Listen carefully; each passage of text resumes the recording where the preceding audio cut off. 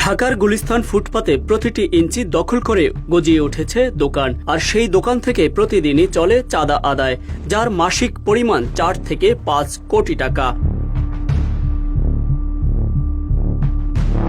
এই চাঁদাবাজির কেন্দ্রে উঠে এসেছে এক পরিচিত নাম, টিটু।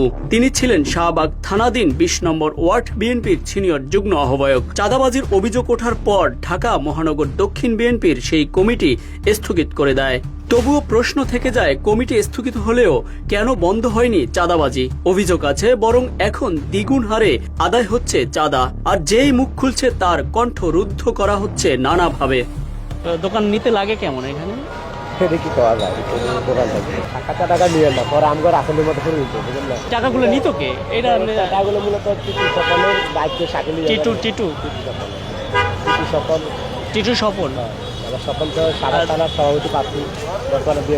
আর এসবের বিরুদ্ধে প্রতিবাদ করা যুবক রাছেল। তিনি ছিলেন গুলিস্তানের ফুটপাতের একজন ছোট দোকানদার। হাসিনা পতনের 1 মাস না যেতেই তার দোকানে এসে দাবি করা হয় চাঁদা ও জামানত। যমুনা ইলেকট্রনিক্স ঈদে ডাবল খুশি অফার সিজন 3, যে কোনো পণ্য কিনলেই পাচ্ছেন নিশ্চিত ঈদ উপহার। তাদের লাগে যারা সঙ্গী বঙ্গী ছিল সবাই মিলে আমারে মারছে। শাহবাগ থানা টিটুবাই, তারা টিটুবাই লাগে রাজনীতি করে, টিটুবাই সংগঠন। টিটুর লোকজনের সেই দাবি না মানায় মারধরের শিকার হন রাছেল। পরবর্তীতে গণমাধ্যমে মুখ খুললে হারাতে হয় দোকান, মামলা হয় তার নামে। আমাদের বারবার টাকা নিতে আইতে, কিন্তু আমি ওই টাকাটা না খোঁজ করার কারণে আমি কইছি যে না ভাই, আমি টাকা পয়সা দিতে পারবো না, আমার দ্বারা টাকা পয়সা দেওয়ার মতন কিছু নাই। তো আমার দোকানটা তারা আমারে করতে দেয় না, আমার দোকানটা নিয়ে গেছে, আমারে মারধর করছে, আমার নামে একটা মামলা করছে। আমি সেই মামলায় 22 দিন জেল খাটিয়েছি। মারধর করার পরে আমি আপনাকে মিডিয়ার সামনে মুখ খুলছি, আর আগে আমি মুখ খুলি নাই। সবকিছু হারিয়ে আজ রিকশা চালাতে বাধ্য হয়েছেন রাছেল। ঘামে ভেজা প্রতিটি প্যাডেল যেন তার নীরব প্রতিবাদের ভাষা।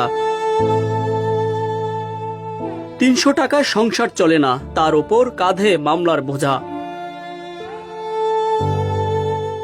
অন্যদিকে টিটু আজ হয়ে উঠেছেন প্রভাবশালী বাস মালিক। রাজনীতির ছায়ায় গড়ে তুলেছেন বিশাল সম্পদ, ঘুরে বেড়াচ্ছেন দেশ বিদেশেও। অনেকে জানে, অনেকেই দেখে, তবুও কেউ মুখ খুলতে চায় না, কারণ রাছেলের মতো হওয়ার ভয় তাদের তাড়া করে। ক্যামেরার সামনে বলতে হবে না, এটি বললে ঝামেলা আছে, পরবর্তীতে আমি দোকান লাগাইতে পারবো না। ঠিক আছে, রাছেলের অবস্থার মতন আমার অবস্থা এমন। এখন বর্তমানে রাছেল রিস্কা চালাইছে।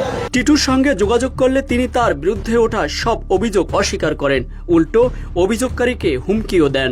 কিন্তু আমি ফুটপাতের সাথে কোনো জড়িত না, কিন্তু একজন অভিযোগ দিছে, ওই লোকের নাম আমাকে আপনি দিতে হবে, এই লোক অভিযোগ দিছে আপনার বিষয়ে, আমি ওরা দইরা আপনার কাছে পাড়াটা লয়ে আসবো। টিটু ভাই, ভয় তো হচ্ছে ওইটাই যে পাড়া দিয়ে ধরবেন, মুখ খুললে সেই ভয়তে তো কেউ কথা বলতে চাচ্ছে না। এমন টিটু ছড়িয়ে আছে সারা বাংলায়, যেখানে রাজনৈতিক পরিচয়ই হয়ে উঠছে চাঁদাবাজির ঢাল, আর প্রতিবাদ মানেই নিঃস্ব হওয়া। রাছেল হারিয়েছেন দোকান, সম্মান আর স্বাধীনতা, তবুও তার রিকশার প্যাডেল প্রতিদিন ঘুরে যায় ন্যায়ের চাকা, আর শহর তাকিয়ে থাকে কখন থামবে টিটুদের এই দৌরাত্ম্য। ইলিয়াস আহমেদ, ইত্তেফাক।